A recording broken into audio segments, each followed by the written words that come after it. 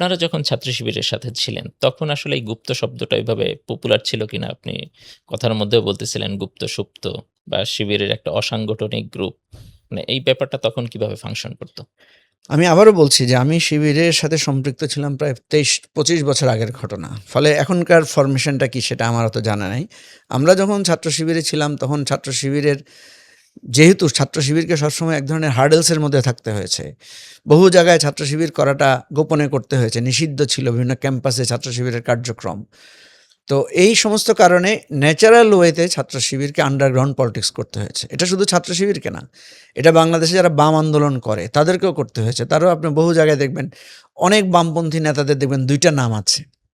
আচ্ছা। ছাত্র শিবির বা জামাতের অনেক নেতাদের দেখবেন ২ টো নাম আছে। একটা আসল নাম, একটা ছদ্মনাম।